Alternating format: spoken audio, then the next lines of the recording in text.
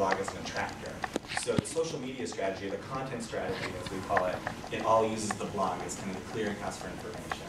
So we're going to start talking about how you use the blog to get your content out there, and then how you can use social media to pull people in to look at the blog and to to learn more about sustainability at Cornell. And I'm not sure. I think that might be a decent place to to jump into strategy. Is there anything else around that that you think would be important to mention? The content landscape and gathering Yeah. information. So the first part of our engagement with this content strategy is we tried to look at how information is really going to flow through the blog. And so there are 10 teams, and I imagine many of you are delegates from each of those teams. We want the sustainability of Cornell social media and blogging presence to be really active, but with one person responsible for all the blog posts and all of the posts to Facebook, it would be a lot of work.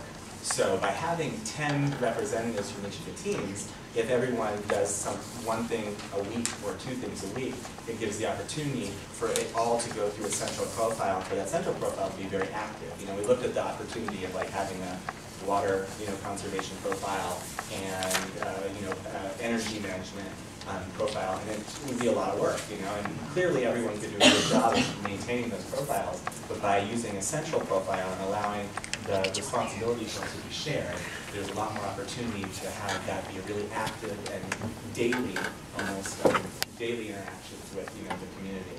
So that was the design choice we had for how it would work. And so if you really think about trying to do something like every week or every other week, it's going to create an opportunity for a lot of activity on the profile.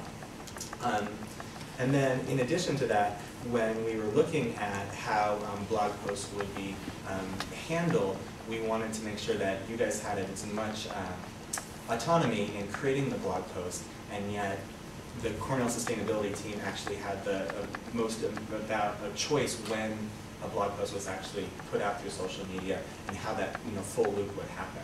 So there's some degree of communication that goes back and forth between the teams as well as with sustainability at Cornell. And Scott will be talking a little bit about that.